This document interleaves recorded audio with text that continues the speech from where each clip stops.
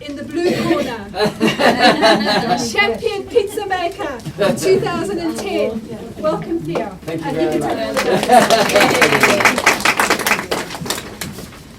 I'm Theo Kalogeracos. I'm from Little Caesars Pizza. This is Sydney. He's the manager of the Hillary's store that we have. We started in Mundaring in 1996, and because I'm a slow learner, it took me about 14 years before I opened another business. But basically what I was doing was I was trying to become a better businessman and a better pizza maker before I grew. I didn't want to grow just to make money, and don't get me wrong, I want as much money as I can. I want to make shitloads of the money, but I will only do it on my terms, with my quality and everything else that we do. I left school at year 10, so I'm going to try not to swear because I am uneducated, so I apologise for that now. And you can ask me any questions you like about anything, not just food, whatever you want to know. All right? You can ask me anything. And it is, honestly, just put your hands up or call out if you want to know anything. If you've got a wood fire oven you want to know about it, if you want one of these, if you've got your home oven, any questions at all, right? I can tell you a little bit about my success, and before I do, I'll tell you the one thing why you can't make good pizzas at home is because you're buying the wrong flour. That is the key. I'm no genius. I am far from it. But I am a baker. That's my trade. When I left school at 15, I became an apprentice baker, and I use Western milling flour. It comes from Northern, and the reason I buy that, not because it's local, not because it's up the road from Mundaring at all, it's the best. The reason it's the best is because it's grown in our climate, which is harsh. So the wheat is harsh, which gives it a high protein level. So when you eat a pizza, it stands like that, it doesn't go like that, and all your ingredients slide off, which is nothing worse. Now, when you go and buy flour in a supermarket and you pick it up, if you look under nutritional facts, look where protein is, it's got to be over 10%. You'll find when this says pizza flour, and it's about 6-7%, they're selling you shit, basically. You know, they're just going, oh, people will buy it, it says pizza on it. Over 10%. The other thing that you don't buy, just because you think it's good, is Italian flour that says 00. Now, 00 means it's milled fine, which you use to make pasta. Even if you want to buy that and use it, that's cool. But the protein level still has to be over 10%. Just because it's Italian and just because it says 00 on it, doesn't mean it's good. They do make a specific flour for pizza, and that's at 14%, and that's what I use, and it's awesome. But I like Western milling. The problem is you won't be able to buy that in a kilo. You're going to have to go to like a cash and carry or some wog deli, you know, those kind of places that have the big bags and you can buy out of that. I buy it in bulk, 25 kilos, so that's why I can do that. And I mean, that's it. My ingredients, they go in it. You can write this down. I wish you'd go buy my book because my son goes to an expensive private school and I need to keep him there. But I'll give it to you for free. It's 1 kilo of strong baker's flour, 20 grams of dried yeast, 10 grams of salt, and 10 grams of sugar. 600 mils of cold water. That's it. There's no secrets, there's no nothing. And you'll notice there's no oil in that recipe either. Can you just repeat that, please? Slowly. No, that was for free. Next time it's going to cost $5 every time after that. What did you get up to? Oh, we missed something in between. 1 kilo of flour, Yep.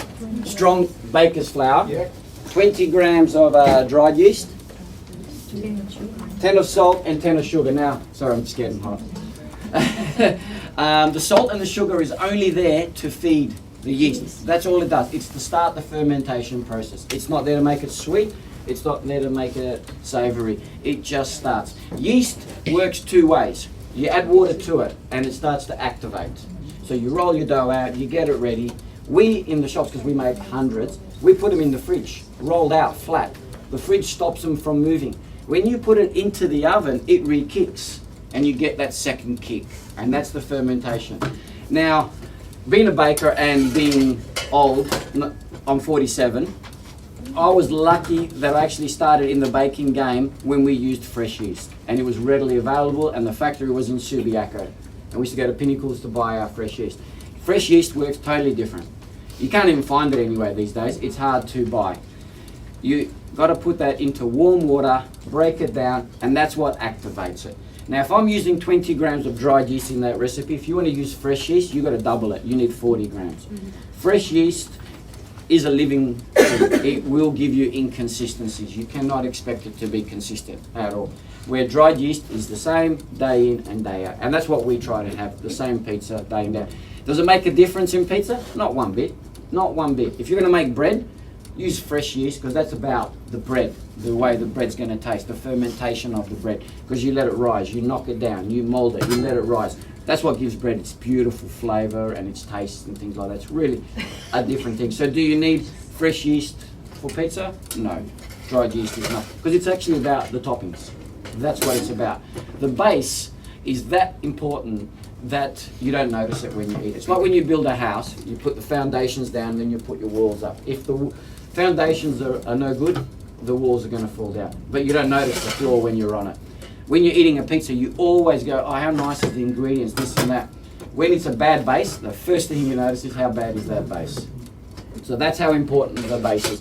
We made these just before in Liverpool, and we've brought them up. We cooked them, and we're just putting them in the oven. Sydney's going to sort of pass them around. And any allergies? I didn't ask. Shit. Girls, I'll give you mouth to mouth. Guys, I'm sorry, you're on your own. Any questions so far? The yeasty taste and the smell, you get that from the dry yeast? You do, but I'm... Because pizzas around which, you know, normal people buy, it doesn't seem to be there at all. It's lacking the smell and the taste. That's...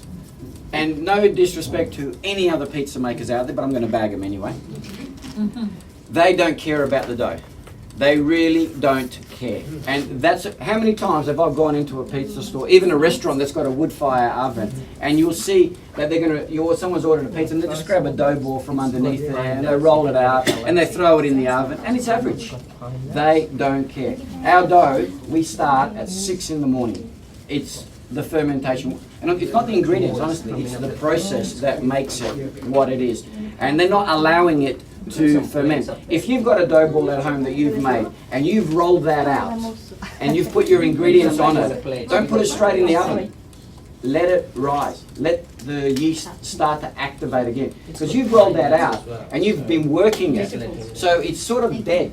You need it to rest and rise. And that's the hardest thing when you're cooking is time. No one has time. Everyone wants everything fast. So what I do when I have a pizza party at home, I make my dough in the morning. I roll it out, I put it on perforated trays. I don't know if we've got any. Oh yeah, here we go. I use these. Thank you. Thank you. I let it rise on here for about 30 minutes. And then I put it in the fridge. So when my guests come, I actually have a table like this. You don't need to see me again. When my guests come, I have ingredients all placed. They get their base, they go along that, put whatever they want on it, and put it in the oven. And like I said, when it hits the oven, that re-kicks the yeast, so you get that beautiful kick. Now I was saying about olive oil. The reason I don't put olive oil in my base. Who makes carrot cake? You make carrot cake? You put olive oil in your carrot cake?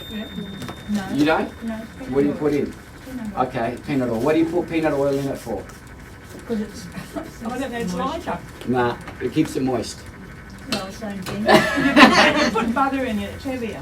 It's very true. That's why you try and keep it oil. So if I put oil in my dough, I'm actually not doing anything to it except flavouring it and making it oilier. It doesn't help it cook. I'm not frying my dough, I'm baking my dough.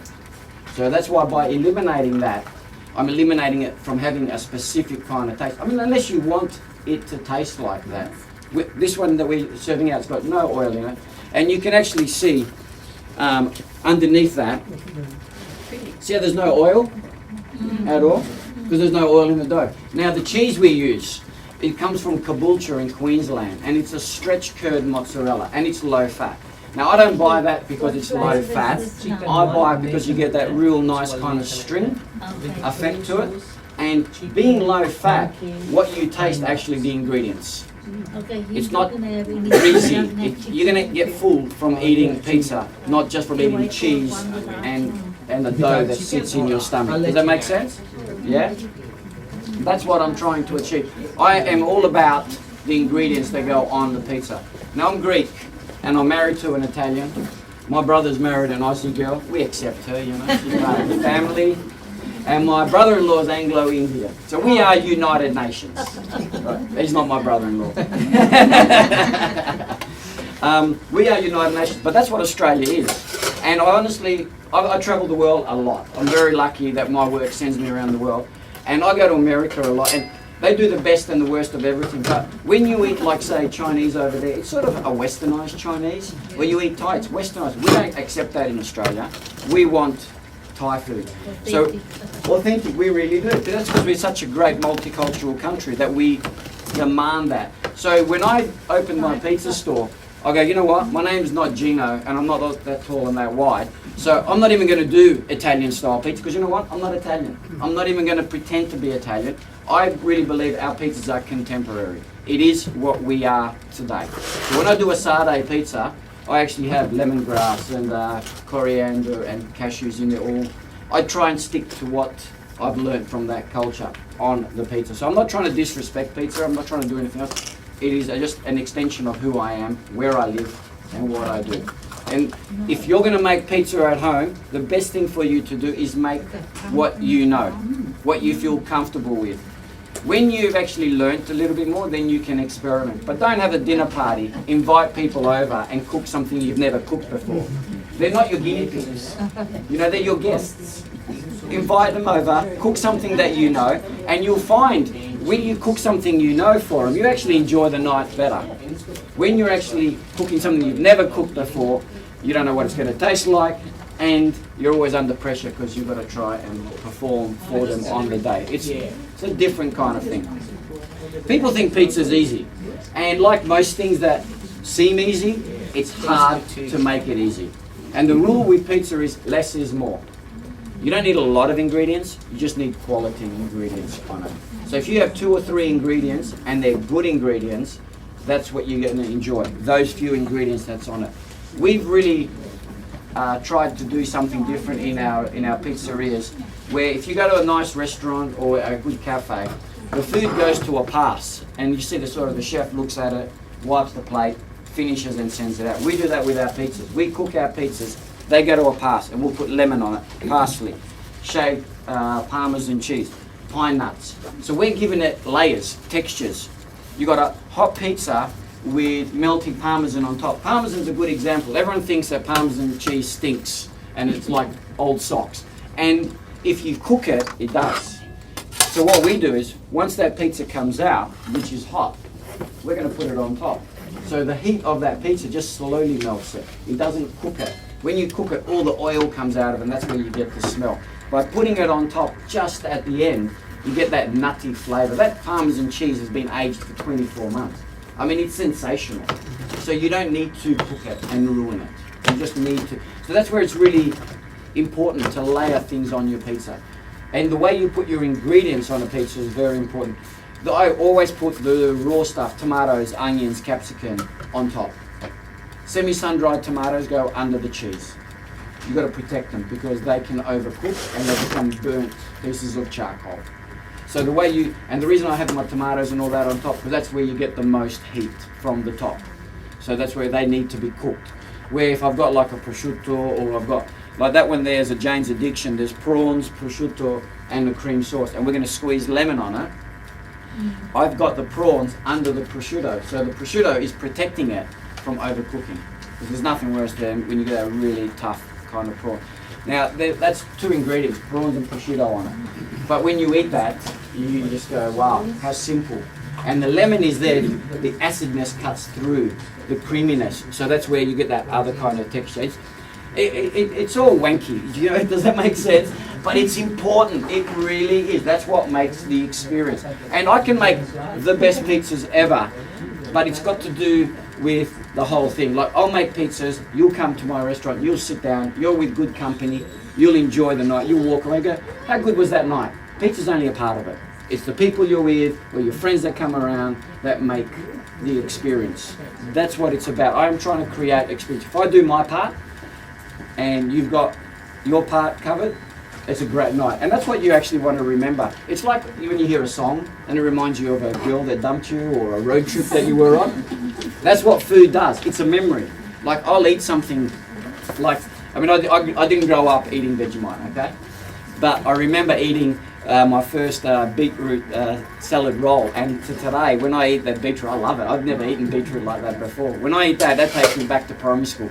You know, that's the moments that you're trying to create, and that's what I try and do in my stores every day. And that's difficult. I mean, you can win championships and world titles and whatever, but you got to do it every day in your store, every day. And we try and get it right every time, but you know, sometimes we have off days or some things don't go right. But like say on a Sunday, how many pizzas do you sell on a Sunday, Sydney? Be 700, 800, more than that, definitely. It's insane. It's a logistical nightmare to try and get that many to that many people. But we try. There's like 20 odd staff. There's these big ovens that are pumping out, and it's just huge. So we really try. And if I get 5 complaints that night, which we don't, not that I want complaints, but I'm happy with 5. None complain on this day. You know? What day are you not open? In Hillary's, No, never. Mandarin, we close Tuesdays. Tuesday, that's when I was there, Sorry. a few years ago. We do lunches now up there because Mandarin's become a little bit more of a touristy place. People go up there, they go to the weir, they look at the flowers. So we are open Sunday lunch. Hillary's is every day. Leaderville only does lunches on I think Friday, Saturday, and Sunday. I hate working lunches. Thursday, Friday, Saturday, Sunday. But it's growing up. Not much. Not much. I'm a bit stubborn like that.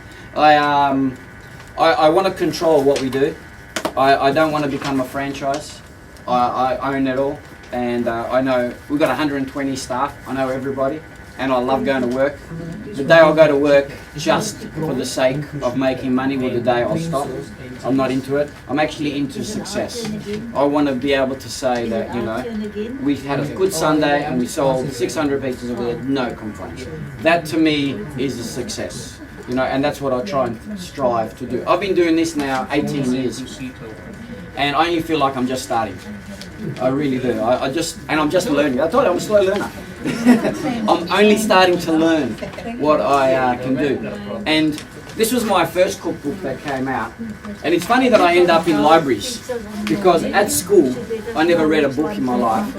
When I had to write an essay on a book, I'd buy a book that was a movie and I'd write it on that. And library, I never went to. It wasn't until I actually became a baker and I went to TAFE and I actually found something that I enjoyed that I started reading. And now I read all the time, mainly cookbooks. And I can't read like Harry Potter and stuff like that. That just loses me. This was published by UWA Press.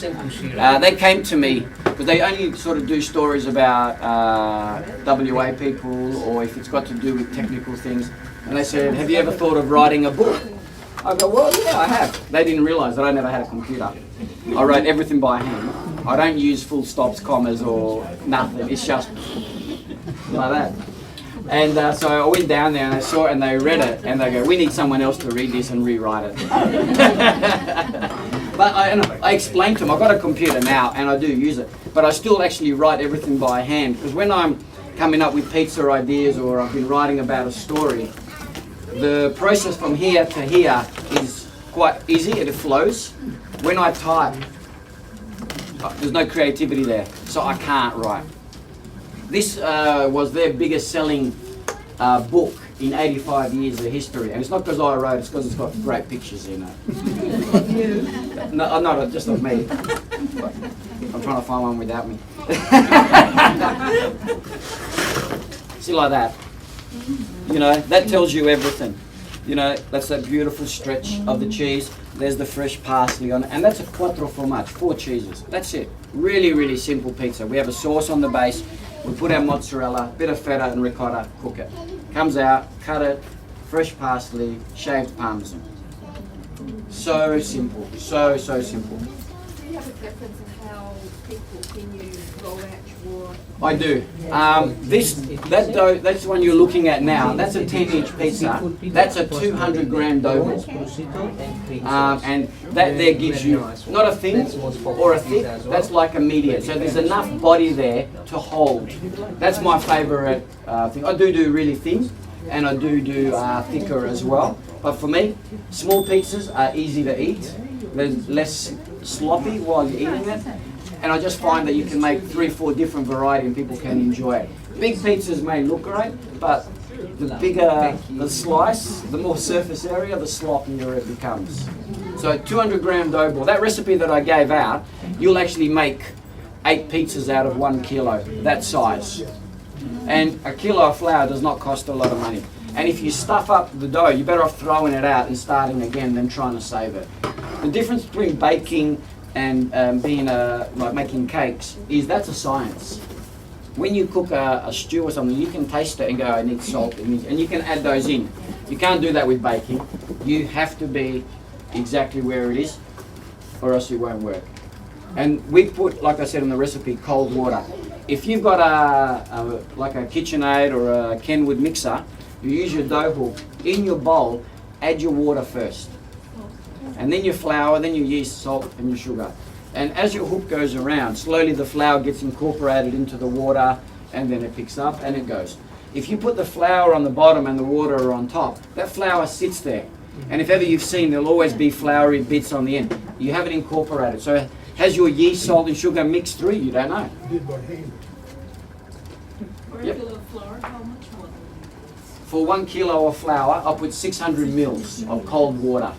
Now the reason I put cold water in is because your flour is in your pantry, so it's quite warm.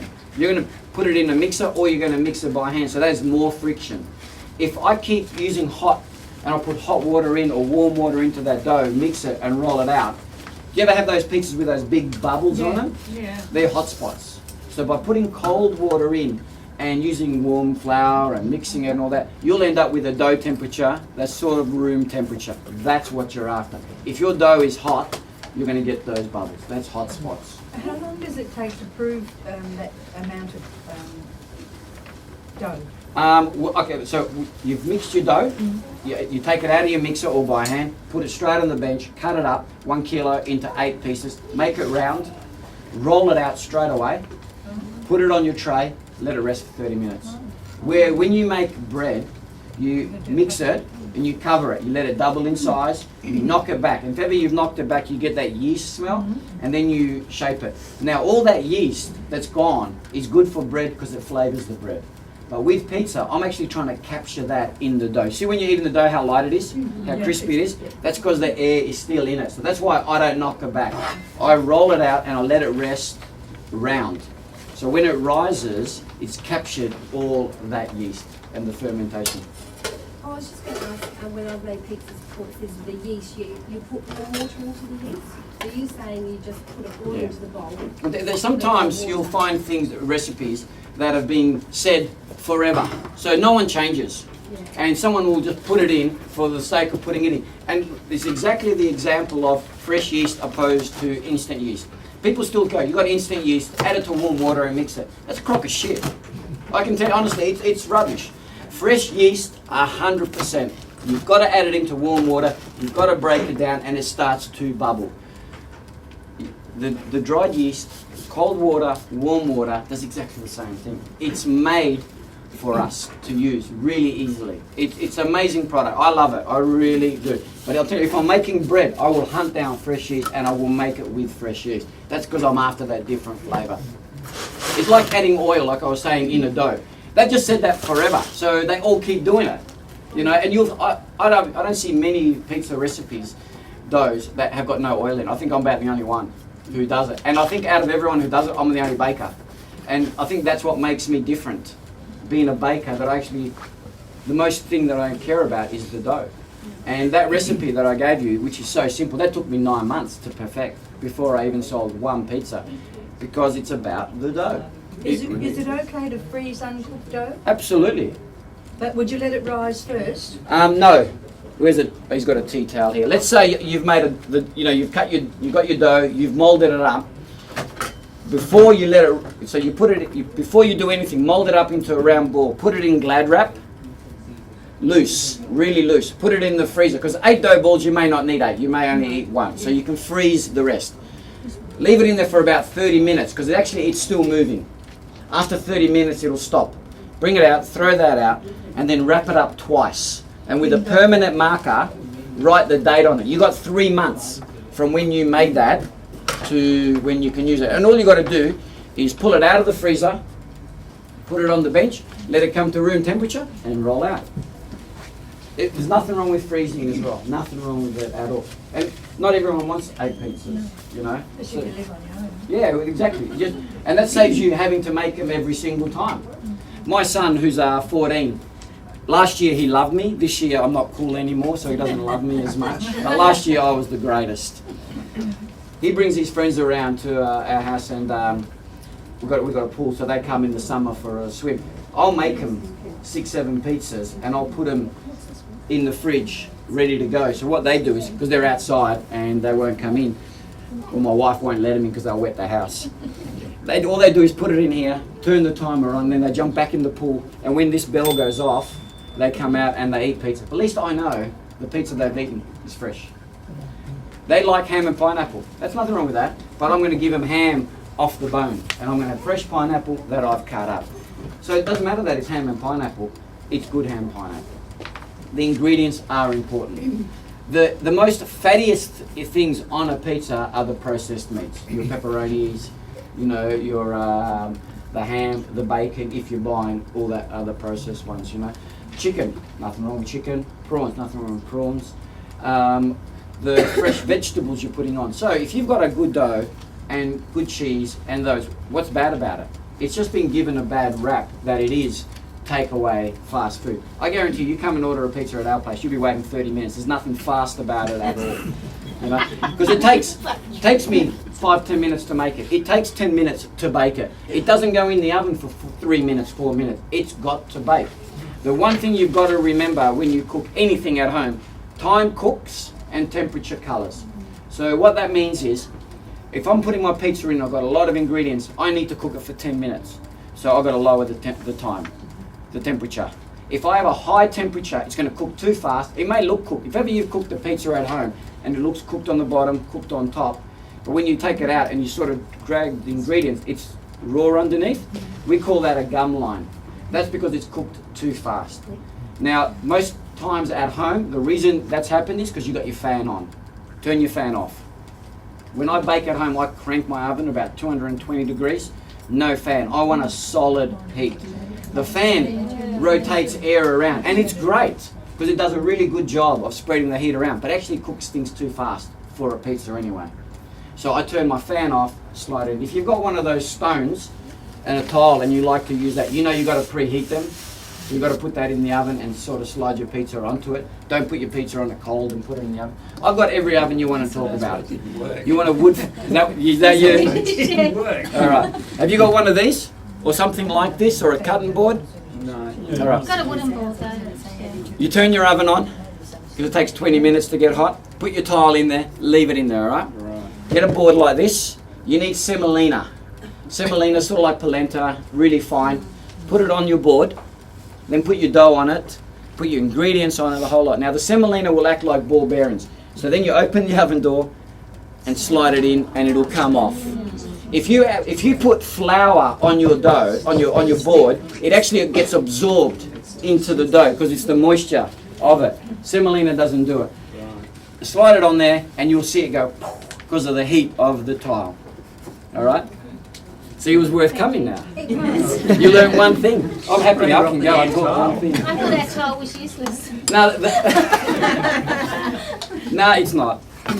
I've got tiles, I've got a gas oven, I've got an outdoor gas oven, I've got a wood fire oven.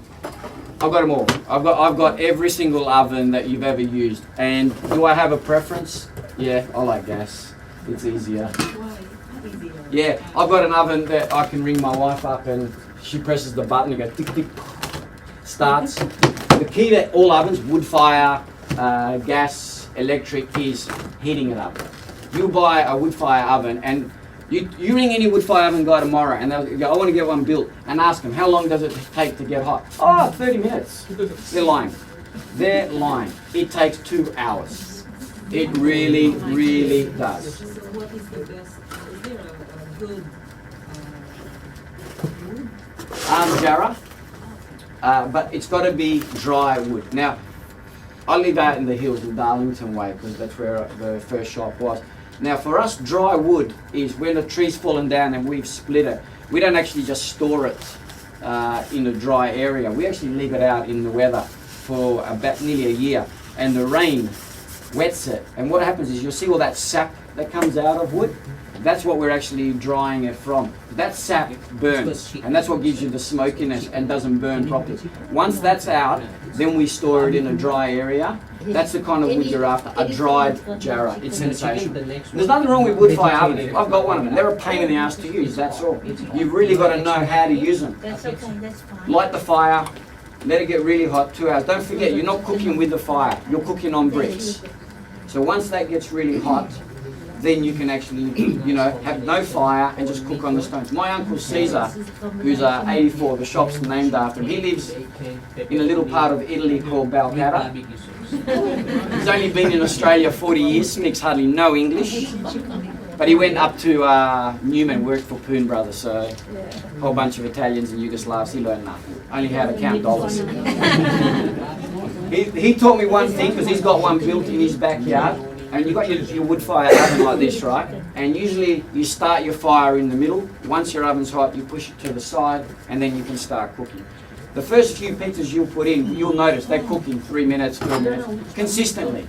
And then after they'll take 5 and 6 and 7. What's happened is the heat from the stone into the pizza has been absorbed, so it's gone. So what you do is the fire, move it to the other side, clean it up, and cook there, because there's heat under the coals.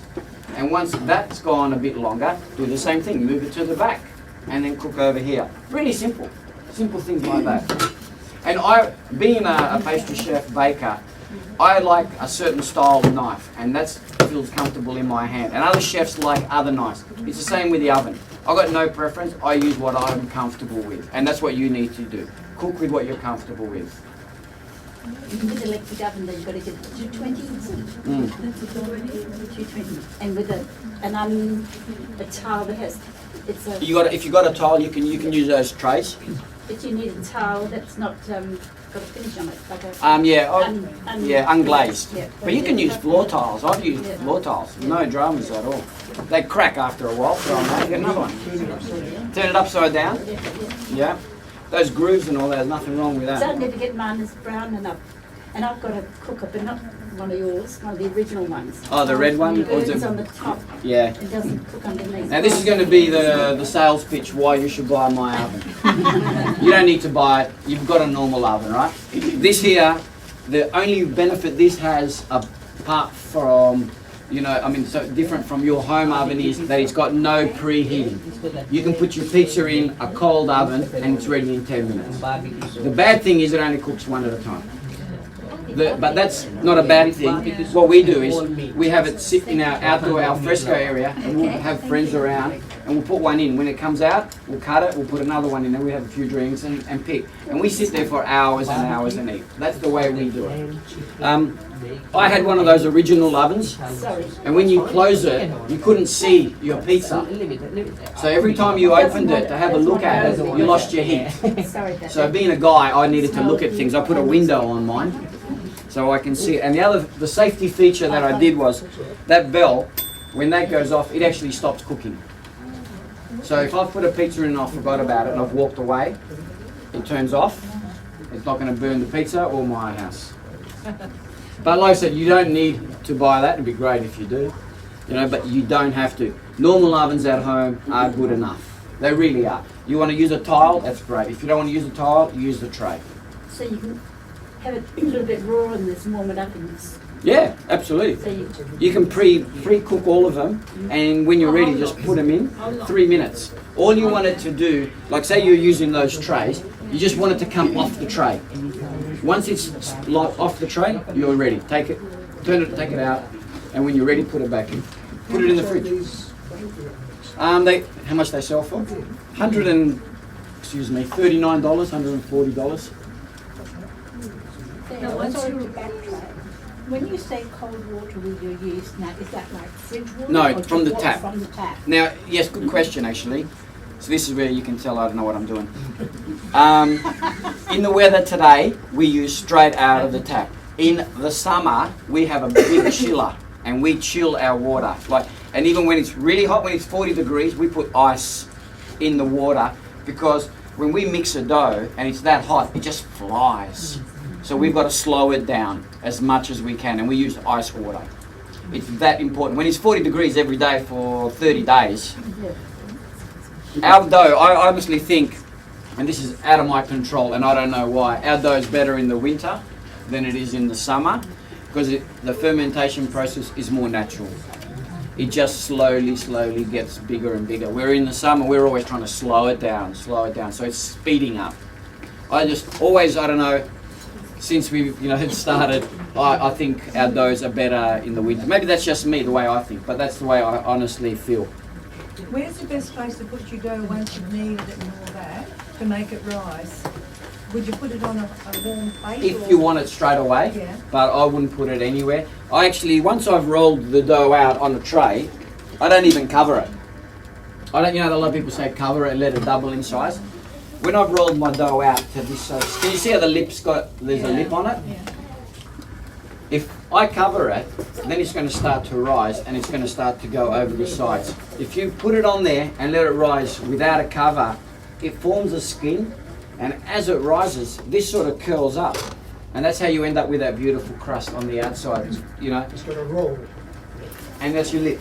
That's without you having to do it. This does it for you. Don't cover it. Let it rise naturally. Let the skin form. There's nothing wrong with the skin forming. So where do you buy the tub? Out this way. Do you have a kitchen warehouse? Yeah. I go to WA Hospital Supplies. They used to be on Queen Street in the city. They're in Balcatta now. They're a family-owned business. Yeah. They've had it since 1948, the grandmother to the other. Ryan's the son who runs it now. If you go there, ask for Ryan, tell him Theo sent you, and he'll give you a discount. James twice as much. No. If he does, you tell me. No, they are They're nice the loveliest people, really are. I mean, their things are always reasonably priced. That's a bit okay. Erindale Road. So when you're going down the freeway all the way, you turn off Erindale Road, 100 metres. They're right there. It's really easy I to used to get. go to King Street. Yeah. Queen Street. Queen Street, one of those streets. Do you brush the dough with any oil or anything? I before you use a put the vegetable toppings on? oil. Before you put the topping on? No, not the dough, the tray. Oh, the tray? But Not the dough? No, You know, very the light Italians, smear. they pour oil all Yeah, over. no. Yeah. That's why you get all that And oil. do you put the toppings on top and then let it cook, or just? No, I let the dough prove by itself and then I'll put the toppings on. I use oil to my advantage. Extra virgin olive oil. You know how that's made? It's got a whole bunch of virgins around squeezing one. Dancing on it. When you pick olives, they press them cold. So they put it through a cold press. That first juice that comes out, that's extra virgin olive oil. Then what they'll do is they'll repress it, and then you get an olive oil. Then they heat it up, because once they heat it up, you actually get more oil out of it, and then you just get an oil. To grease these trays, I just smear them with vegetable oil, and that's only to stop the dough from sticking to it. Now, if you've cooked in a frying pan, like you've cooked some steaks and all that, and you've got oil left over, now you're not meant to pour it down the sink, but everyone's poured it down the sink one time, right? And as you do, if you see the oil sort of in the water, it turns into lumps, or into balls, and it sort of sticks to your sink. But if you go and pour raw olive oil into your sink, it just goes straight down. Same thing with your body. If you're eating a cooked oil, it's going to stick to you. If you're eating a raw oil, it goes straight through you, not in that way. So what we do with the oil in our stores is, that pizza will come to your table and we'll give you a bottle of extra virgin olive oil, and you can drizzle it on as a flavour. Same thing with the Parmesan. The oil heats up, releases its natural flavours and smells, and it just becomes divine. And oil is not like wine. It doesn't get better with age. you've got to use it in about a year from when you bought it. And if you haven't used a bottle a year of extra virgin olive oil, you're not cooking properly. You're like my wife. I can say, someone was asking me before, I married a good Italian girl who can't cook at all. Our house is spotless. Spotless. It's like a display home. We've got slippers everywhere we walk around. Put her in the kitchen, forget it.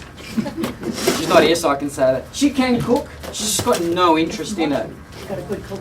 Well, I'll tell you what, my wife out of 10 is like 9.5. She's a glamour. Yeah. I'm about 4 out of 10. I know that. So that's why I got a good looking wife. She's got low standards in men, unfortunately. But you know what? I love to cook. I really do. Tuesdays is my day off when I stay home and I cook. But I don't wash the dishes, she does that. Do you do anything differently with the doughs and the cooking when you do a dessert pizza? No. It's this dough here. We're going to serve out some dessert pizzas. This dough here is used for both.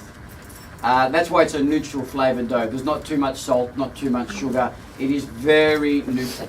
If you eat the dough on its own, you're just sort of tasting a little bit. It's all about what goes on top. So if my dough was too salty, then I couldn't use it for my dessert pizza. Have you had our dessert pizza? Does that not compute? Dessert pizza? Right. Good.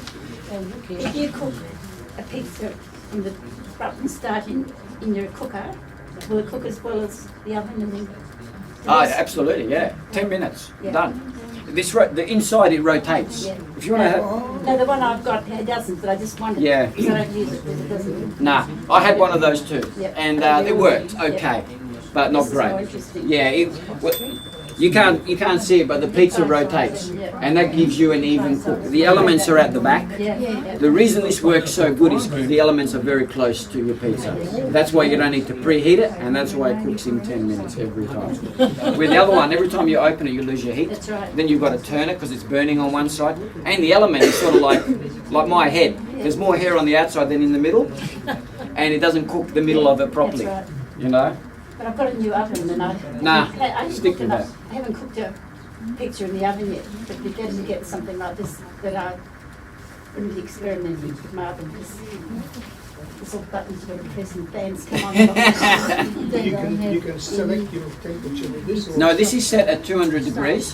What you can select is there's a top and bottom element. Always you cook with top and bottom element, but after a little while, if you want, you can turn the top off, or you can turn the bottom off. Depends. Like if your base is burning, turn the bottom off, extra top. If your base needs more cooking, but not the top, other way around. So it's versatile to cook virtually anything. Anything. It's an oven. You buy this in kitchen. Sorry? Kitchen world. You buy That was from no, that there we sell them in our stores and at WA Hospital Supply and no one else. You can go online because WA Hospital Supplies do it online. Dessert pizza, you know, you were asking. If you do dessert pizza in a wood fire oven, the majority of the ones that we do, you can't do in a wood fire oven because they're very cake orientated, so they need time. In my other book there, I mentioned we call them a smudge. So you use things like Nutella, peanut butter, lemon butter. So I'll get Nutella and I'll spread it on a base. I'll put strawberries on it, peanut butter with bananas and maple syrup. Because a wood fire oven will cook in 3-4 minutes. So that's the kind of things you do for dessert. We've been doing dessert pizza from the very first day I opened in 1996.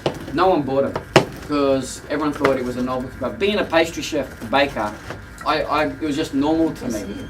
I don't do biscuits. I don't do cakes in our stores. We are a pizzeria. We don't do anything else. We've got about 50 pizzas on our menu, more even sometimes. We do dessert pizza. You order one, it's about $15, feed 4 of you, easy. Sometimes, you know, when you go to a restaurant and you want a cake at the end and it all comes out big and all that and you can't finish it or you share it, the dessert pizza is perfect for sharing. It really is. What's your most popular? What's been the most popular? It's funny, hey, I'll come up with a pizza and I'll tell everybody, I'll brag, all right, this one is gonna kill it. It's amazing. It's the best pizza ever. No one buys it. It astounds me what becomes popular and what doesn't. The Greek lamb. That is huge. And did you have the Jane's Addiction with the prawns and the prosciutto? And that. But the Greek lamb, what happened was, on a Sunday, we had like someone's birthday. It was my brother's kids. So we had there, and my grandmother, who's still alive, she's 94, lives in North Perth, blind in one eye, but lives on her own, she's great, had cooked her roast, which no one cooks better than my granny. And we had leftover, and I go, I'm going to take it to work. So I put it on a pizza, and I put a few things on it, I cooked, and I go, my gosh, this is amazing. So I bought a couple of kilos of lamb, and I sort of slowly worked on it. We cook about 150 kilos of lamb a week now to put on a pizza. It's just crazy how that happened. And it happens like we make it. In Mundaring, this is before we open the other stores, we have a fish shop next to us. And at the end of the night, they'll bring fish and chips over, we'll bring pizza, we'll sit down and eat. And I made the Greek lamb, and everyone's eating it. Wow, what's that? I go, how good's that? And they go, yeah, we're talking. The next day, someone rings and goes, I'd like to order the Greek lamb pizza, thanks. And we go, sorry? They go, Greek lamb. I go, what are you talking about? They go, we don't have anything on the menu. You go, well, the girl in the fish shop told us that you made a Greek lamb. See, the name is just Greek lamb. That's what they told us it was. So just by word of mouth and taste, it's taken off. So what I do with it now, I grab onions and I cook them down, so I caramelize them. So that adds a little bit of sweetness to it. There's no sauce on that pizza at all. We put tzatziki, which is a yogurt-based. You know, when you have a kebab, the garlic sauce they put in it, that's what it is. So we drizzle that on top, and that's cold.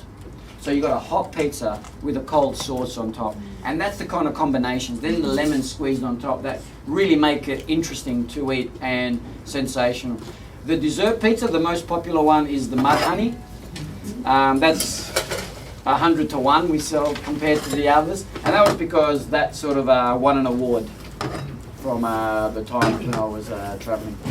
I mean, I've won quite a few awards without sounding like a wanker. Yeah, now I'll brag, right? I won Australia's Best Pizza Maker, and that allowed me, after 4 times of trying, I didn't win every time. I'll tell you, the first day I went into a competition, they sent someone around WA to eat pizzas and pizzerias, and just by tasting them, we didn't know they were there, and they picked me as the first representative from WA to go to Melbourne. And we went, and I was thinking, how good am I? I've won Best WA and I'm competing in Melbourne. I rock. The guy goes up first and I'm second, so I put my pizza in. I was standing back with another competitor. Yeah. He goes to me, goes, something's burning. I open the oven and my pizza is black. The guy before me thought the oven wasn't hot enough, so he turned it up. I wasn't paying attention because I was being a knob at the back. And I pull it out, it's raw, honestly, it was a chicken sarda, it was raw on top and burnt on the bottom. So I take it to the judges, I go, oh, this is what happened. And you know what they said to me? I go, who cares, that's competition, and they're right. So it was my fault that I failed. So I went back the following year, I tried to be better at it, I lost again. I went back again, I lost again. But every time I learned something and I got better. So when I did win, I won all 4 categories throughout. And that came from not caring about who I was competing against and only concentrating on what I did. And that's how I ended up going to New York. I didn't go there saying, I've got a pizza shop, I'm a wog, let me in. You know, you have to go and be a winner from your country. So I went to New York, we won there. Then I went to Las Vegas and won another one there. And the 3rd time I won in Las Vegas was for a dessert pizza. It's called Strawberry Fields. Are you making that or no? Apple strudel and Eskimo. Oh, okay, no. Now, Strawberry Fields is, if ever you've had the Friads, the frangipani little cakes, which is almond meal with cast sugar butter, that's what it is spread on that with strawberries cooked. And when it comes out, we put fresh mint, cream, and strawberry sauce. What I was trying to do, I was trying to make it look like a margarita for a dessert. So when I actually competed, there was 400 people. And went from 400, it goes down to 24. And then from 24 down to 8, down to 4. And the first, what they do is, because I judge now, that's what I do. They take the pizza off you and they'll take it into a room where you don't see what's going on. And you're just number 44. So I sent my dessert pizza in and I walked away, and they actually called me over and they go, look, the judges want to talk to you. I go, yeah, but if I go in there, you're going to disqualify me. So no, I'm not going in there. And they go, well, they're going to disqualify you anyway. So I went in there and I said, hey, what's going on? They go, what's this? I go, it's a dessert pizza. They go, are you taking the piss? Because in all the years, no one had ever entered a dessert pizza in the competition. So I said, no, it's not. And I had to explain to them, I'm a pastry chef, this is what we do. Lucky I had a copy of my menu. I showed that we don't do anything else, it's dessert pizza. And they ate it, and they liked it. And I got into the 28 to go down, and I thought, you know what? As good as it wasn't good enough to win the final. So I've got to really blow their socks off. So I tried to improve it every time, and I was lucky. I made things like a macaroon, but full of almonds, and I crushed that on top. So they had that real crunchy sort of bit, and the fresh mint with the fresh cream, with vanilla bean in the cream. So when it came to the end, it won. It was like unbelievable. Like everyone was like blown away. They were, half was saying it's not a pizza, the other one was saying it was revolutionary. You know. So the next year there was 14 dessert pizzas in the competition, and all shit house, all shit house. But they tried, you know. But you were a judge by then. I judge and I do demos now. This year, what they did was they brought people who'd won it more than 2 times back, and they gave us a black box, and they said there's 40 ingredients in there, you got 30 minutes, make us a pizza. But you've got a dough that they gave you, so we had to come up with a combination. And what they wanted was the best of the best pizza maker. Here's the pork belly one going. Oh, really good, really good. I thought that was interesting. Pork belly. Yeah, the pork belly is like the Greek lamb. I cook pork belly at home, and it's very easy. If ever you've gotten pork belly, you cook with pork belly, when you go to your butcher, get him to score it for you, because that's the hardest part. And if you can sort of cut long strips into the skin, so when it cooks, if you cut down that, you don't lose your crackle. And rub it with salt, black pepper, and fennel. I put onions underneath, and I season the onions. I put it in the oven as high as the oven can for 10 minutes, and you'll notice the pork just goes, the skin just lifts up. I don't rub it with oil. I don't do anything. The secret is to let it sit in the fridge for 24 hours to dry out. It makes a huge difference. Or if you haven't got that time, pat it. Get all the moisture out of it.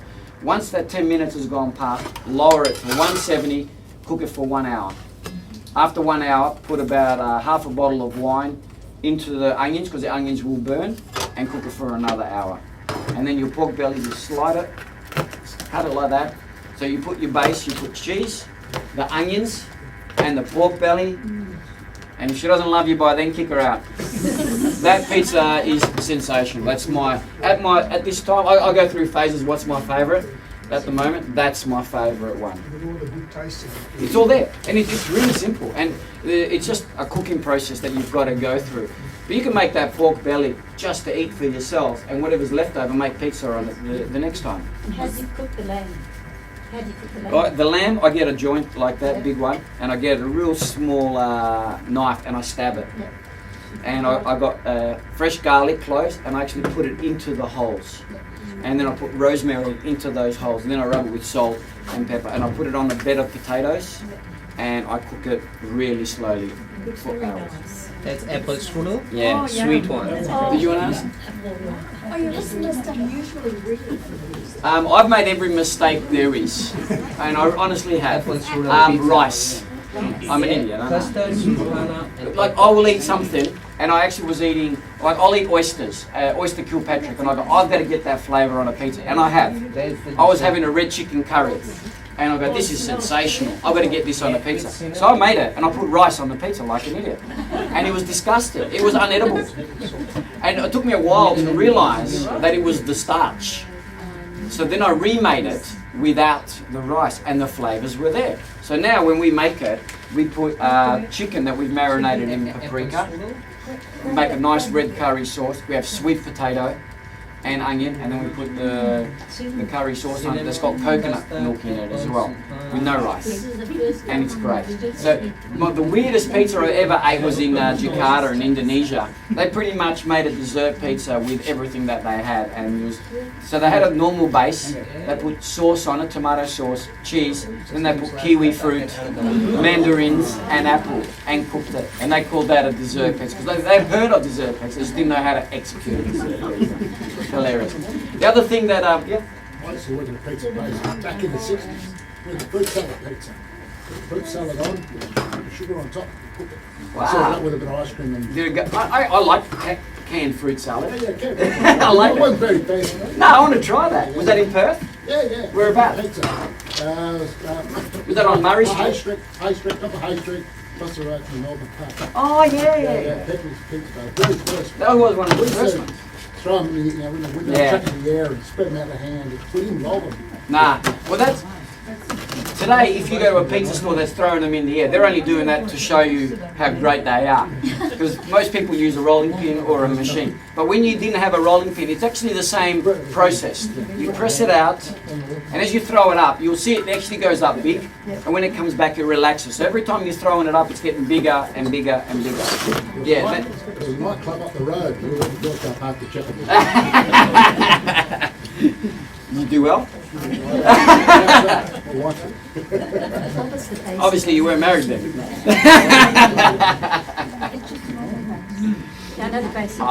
The apple strudel. If you've never made a dessert pizza at home, that's the one to start with. You got your base. You don't even actually. You could buy everything from this from a supermarket if you don't want to make anything. You buy custard. You put custard on the base. Then you buy sultanas. You know, you can get those little boxes of sultanas that the kids have in the lunchbox that they don't eat. One of those. Put them down first. And then buy SPC Baker's apple, because it's been stewed already. And they're already in slices. Place them on top. And you cook it. When it comes out, cut it up. We put icing sugar on it and cinnamon. Apple strudel. It is really easy, nice dessert pizza. Did you try it? You use fresh apple instead of Yeah, well, what I do when I got a mandolin and I slice my apples very thin, and then I'll sprinkle brown sugar onto the apple to caramelize it a little bit, so it's not raw. And it's a different kind of thing. I like stewed apple. That gives me that real depth of a flavour. But it's so easy to make. It's one that everyone should be making. It's a nice way to end the party at the end of the night. You know, one dessert or two desserts like that, maybe even some fresh cream on it. It's just a really, really nice way. I do. I like my custard really thick, because if I don't, it'll run. Is that okay cold? Yeah. Pizza's like sex. Good or bad, it's still good. It doesn't matter. Cold, hot, who cares? Pizza's awesome. See, I've been married 22 years and I disappoint my wife every time, so I can say that. Oh. Wow. The one other thing I haven't spoken about is the tomato sauce. Now, I buy whole peeled tomatoes. You can buy the little tins and they're not expensive. They're $1 or so. They're whole peeled tomatoes. Now, I buy the Italian ones, not because they're Italian, just because they can them properly. In Australia, we grow them. We'll box them, we'll transport them, we'll gas them, and we'll can them. In Italy, the cannery is in the middle of the tomato farm. So they grow them till they're red, and they can them. That's it. There's no science to what they do. It's just grown to the optimum on the vine. So that's why they're better. So when I grab a tin of whole peeled tomatoes, I'll put it in a bowl, and I'll grab my bar mix, and I'll put salt, pepper, a little bit of oil, and garlic, and blitz it. The natural thickening juices from the tomato thickens your sauce. If you can make that and let it sit 24 hours before you use it, it'll be perfect. You can use it straight away, but Do you drain the tomatoes, the juice goes out? No. You don't? no. When you blitz it, that extra thick, because you're not using crushed, you're using the whole peel. Yeah. That thickens the sauce. I've got no problem with it, but we do always let ours sit 24 hours. And the other thing with the sauce, if you can put the sauce on your pizza at room temperature, you're going to get a real nice flavoured sauce. If it's straight out of the fridge and you put it on, it's cold. So it goes in, it actually hasn't had that chance to, because we don't cook our sauce. It's a raw sauce. A lot of people cook their pizza sauce, we don't, because it gets cooked in the oven. So I don't want to double cook it. So we spread it on there and put it through the oven, and that's when you can tell a pizza that's had sauce that's been cooked twice, because it sort of comes off the edge and it's quite dark. It's a really dark, so either they've got some tomato paste in it or something else, where we just use straight whole peeled tomatoes. Have you ever experimented with Vegemite? You have a Perth band called Tame Impala. They've become huge. They're awesome. One of the guys used to work for us, and before when they were nobodies. They used to be bums in Leaderboard. And I feed most of the bands. The bass player out of Birds of Tokyo, he was a pizza maker for us as well. So we get all these kind of guys come through, and they wanted a pizza named after him, the Tame Impala. And they're all vegetarians, so they wanted their favourite breakfast food on a pizza, Vegemite and avocado. So, and I'm not being a Vegemite eater, a connoisseur, so I go, okay. So I bought every type of Vegemite. You know, the ones in the tube, the one that's got cheese, all of it. I cooked all of them. I cooked avocado on the pizza. I took it off because avocado cooked was horrendous. I put it on after. It just didn't work. It didn't work. So I go, you know what, these guys are awesome musos, but they know jack shit about it. So I came up with a new pizza, and I call it the Tame Impala. It's in my book. It's got grilled halloumi on it. If you know halloumi is a Greek cheese that you grill, it's just sensational with green peppercorns. And in the book, I basically, if you read the recipe, it says green Impala peppercorns. No such thing, I made that up. I do say that later, right? But I had we've got a lot of names that are rock bands, but they have to be linked to the band. I can't just come up with a name. Like our chocolate pizza is called Mudhoney, which is a band from Seattle. We've got a dessert pizza that's called Tea Party. They're from Canada, and that's a French cinnamon tea cake with caramelized pears and maple syrup. We've got an Eskimo Joe, which is a Fremantle-based band, and that was my very first dessert pizza that I put ice cream on top when it came out. What I was trying to do, I was trying to give pizza height, lift. I didn't want it in a box and flat and only eaten by people watching the footy, drinking a beer and getting hammered. I wanted it to be a better food than that. So this dessert pizza, that's the Eskimo Joe. Usually it comes with 2 balls of ice cream on top and the strawberry sauce on top. So I was going to call it Eskimo Pie because of the Eskimo Pie. And I go, well, that doesn't mean anything. And I know Joel from the Eskies, and I said, what do you guys like? And he told me and all that. So what I made is, if you ever make malt chopped chip cookies, I made that mix, but I made it soft. So it's a malt chopped chip cookie mix spread on the base, cooked. When it comes out, that's a fresh raspberry sauce that we make, and ice cream on top. And once again, like the tzatziki on the Greek lamb, it's that hot and cold. So when you grab one of those and you grab a piece of ice cream and you eat it at the same time, it's just such a great combination. And that's where we give a shit. We make 99% of the stuff. We have strawberry sauce, we make it. We have satay sauce, we make it. We don't just buy stuff and put it on. You can't do that at home, I understand, because you're only making 1 pizza or 2. But I think that's what makes us different. We will go to that effort. And I still got to sell a pizza for $20. I can't ask $30 because it's got to be at that price range where people can afford it. Because I do believe in making money in long term, not just making it today and disappearing. And that's why we've been going 18 years, and I want to go for another 18 years. I do care about what I do. And in the end of the day, because it's mine and people come in because it's me, it all falls back on me. So if it's bad, people aren't shy to tell me. And then I've got to work out why and work on that. Registered. You can't patent food. Cooking for 2, can I freeze the dough? Absolutely. Did you get the recipe? Yeah. When you've mixed your dough and you've taken it out of your mixer, you cut it up into 8 because you'll get 8 pizzas out of 1 kilo. If you want to freeze half of them, you make them into round dough balls, wrap it in Glad wrap really loosely, put it in the freezer for 30 minutes. It'll stop moving by then. Pull it out, re-wrap it, and write the date that you've just made it. You've got 3 months from when you made it. So when you do next time, you just pull it out, put it on the bench, let it defrost, and you're on your way. There's nothing wrong with freezing it at all. The reason you wrap it after twice is to stop the ice bite, because the ice bite will ruin the yeast, and you won't get that nice fermentation. Sometimes dough, it gets eaten by the ice. So wrapping it twice, the second time does that. What is the crunchy topping on this? Can't tell you. You've got to have some secrets. Nah. That's actually the malt. Oh, really? Yeah. It's a powdered malt, and the way it goes into the mix on top, when it cooks, it goes sort of crunchy. But that's what we're after. If that was just soft, it wouldn't work. You need the sauce on top to give you that moisture. You need that crunch from the malt. You need that chocolate that's slightly melted in the middle of it for that gooiness. It's a simple thing, but there's a lot behind it, that makes it what it is. Do you all make pizzas at home or no? Yeah, that's cool. You will now. You should go to your shop. Which one? Leadable. Catch a train from Cockburn Central, straight to Leadable, get off that, walk over the bridge and you're there. How good is that? That's perfect, isn't it? At the journey as well.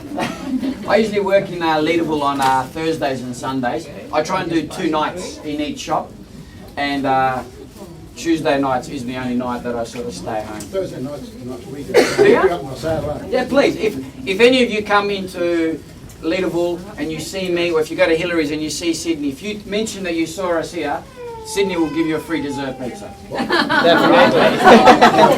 So have a look at the face here, Sydney. Have a look. Yeah. Have a look. If 100 people come, you know someone's lying. But honestly, I will take up on that. I'm not lying.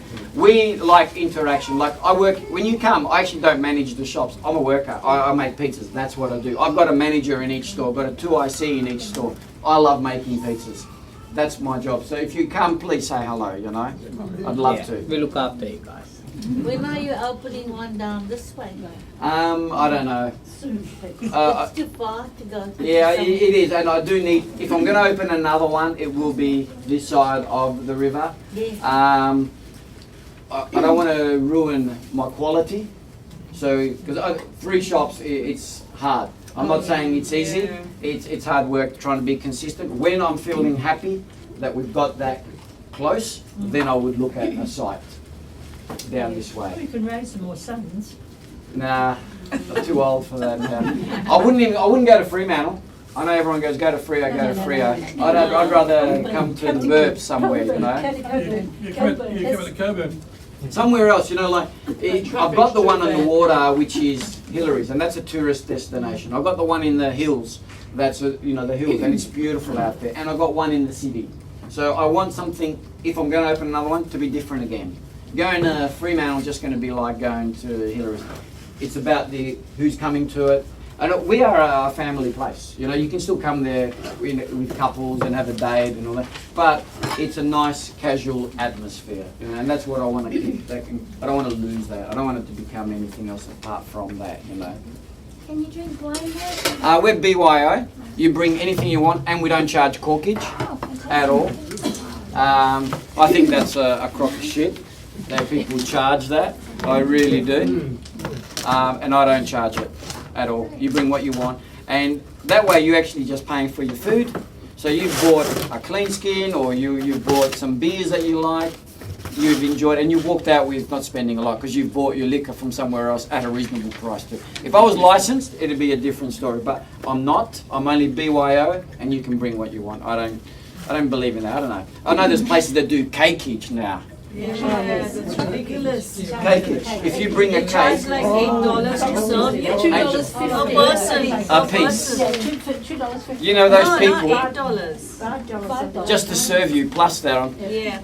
These people who do that ridiculous. should actually concentrate on their business, not trying to milk the customer for every single thing. And I've always said I don't look at any other pizza shops in Perth. I do eat a lot of pizza overseas. I only worry about my business because the only person who's going to screw up my business is me. So I've got to watch what I do.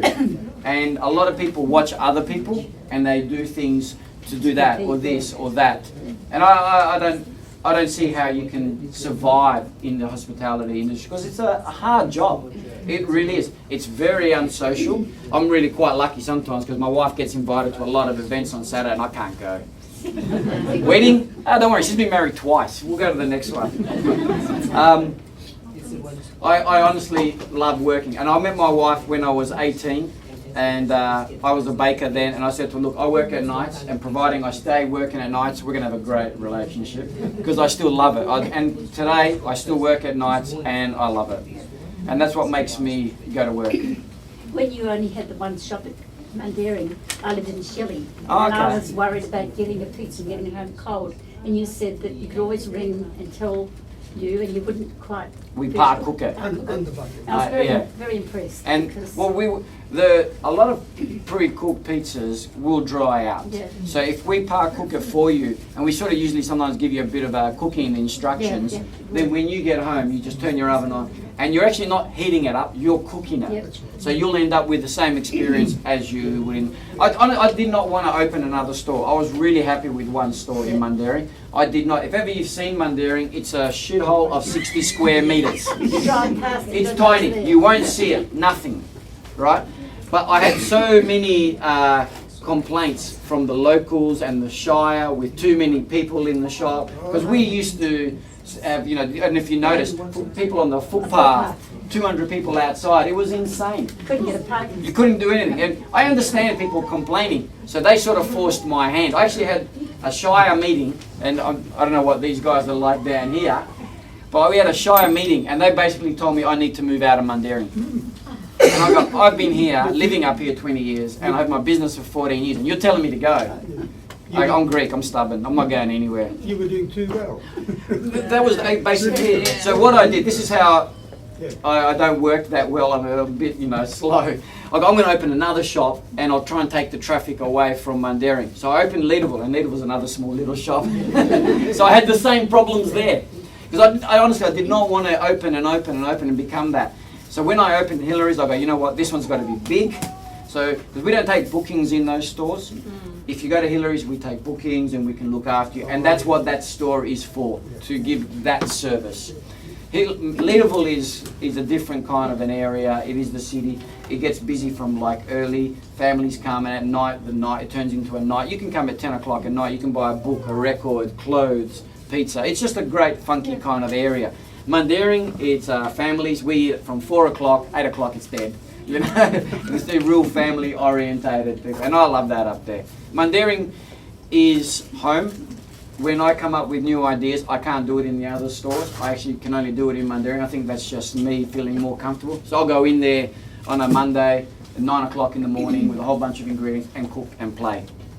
And that's how I come up with new ideas. The other stores, it's just a different kind of vibe to Mundaring. I just feel more comfortable in Mundaring. I've had it for a long time. You do the gluten-free, don't you? We do, yeah.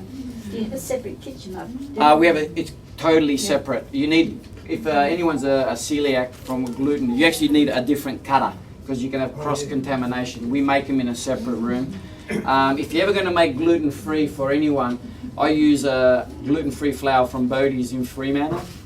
Once you make it, you roll it out. It actually feels sort of like short crust, like, you know, apple pie, the top of it. It's very, your fingers can go through it. Lay it onto your tray, trim it, and if you're not using it straight away, put it in the freezer. Because if you leave it out, it starts to crack. And it's actually become a bit trendy. People want to order gluten-free because they're yuppies. So we'll get a person to come in, can I have a gluten-free ham and pineapple? We'll say, sorry, the ham's got gluten in it. Oh, I'm not allergic. Then why are you ordering? You know? It's in thing. It's in thing. I was very lucky. I had a girl who was a total freak. She was a vegan, working for me in Mundaring, and she used to have the shoes that had no leather, the whole lot. And she used to hound me. So, but I'm glad she did. I changed everything. Our cheese that we use is rennet free, so it's a vegetarian. It's got halal approved, so there's no animal problem. Our soya cheese that we use is a vegan cheese. So thanks to her, I ended up doing gluten-free soya cheese. You know, I changed the way, and people's diets are changing all the time. You become allergic to this, to that, to that. It's good to know that you can go one place and still eat. Is there any way you can use Greek yogurt? Greek yogurt? In a pizza. On top. Yeah. Just when it's finished, put when it's some finished, on. yeah. That would be the best way to get that sort of tang and the thing. You could put it in the dough if you wanted to, but it just that's better if you're making like a cake, be it like a banana bread or something like that, a bit of yogurt. Can you get the gluten-free in all three of them, or in one of the stores? All the stores. We do have a gluten-free menu, so when you come in and you look at it and you'll go, this is the pizzas we can eat. That's my son's group. Bring him down. They don't go out that often and have pizza, do they? No. And there's, you know, he'll come with 5 friends, and you know, he can eat with everybody else. And there's not many foods that that's like pizza. Like you can have French cooking, Italian cooking, but you can have pizza party, and you can invite a vegetarian, a celiac, you know, someone who's allergic to dairy, and you can make pizzas individually for everyone. So when you walk into our stores, it says vegetarian, seafood, meat, dessert. You pick what you want, what your dietary requirements are, and enjoy the moment. Thank you very much. Thank you. I'm going to hang around. If you want to ask me anything else, please feel free. You guys were awesome. Thank you for having me. I really appreciate it. And to the library for... And where do we buy your books from? Sydney's going to sell some from here if you want. They usually sell for $35. You can buy it at any bookstore. How much are you selling them for, Sydney? Today 25 There you special. So, $10 what's the off. difference between the two? This here is about 3 years old. This here is sort of like a real beginners into pizza making. This one here, I travelled around the world eating pizza, and I talk about that, but it does give you more skills about using a wood fire oven, using a stone, using these. It's a sort of the next step of It's got the same sort of recipes as that one? different, totally different, yeah. This one a bit more, what do you, This has got a bit more of a story about... the old-fashioned one? Yeah, this one's got more of a story about me being in Perth as well. Why don't you buy one and I'll buy the other? Good idea, I'll buy the old. That's my wife and son. Oh, beautiful. Yeah. Yes, very, Told you she's a babe. very, very lucky. I am. But I think if you buy one and I buy the other. Is Hillary's the only one where you can dine in? No, you can dine in all of them. Hillary's takes bookings. Oh, I That's see. the Yep. difference. Yep. Where you leadable, say like you go on a Friday or Saturday, you're gonna have to line up a little bit to get a seat. Mundaring's pretty You much will sign it as well. easy to get in and You will write your name sit down and but sign it Hillary's for takes bookings. So if you And really I'll wanted take to, one of that and one. Hillary's is open Sure, lunch not a every day. problem. So if you wanted to We're go up there related for so we lunch, can share it. you're lucky that you yeah. can catch a train to That's the, good too. But how do you get to Hillary's? Our second most popular tourist destination in Perth after Kings Park, and you don't even have public transport to take you there. Isn't that wrong?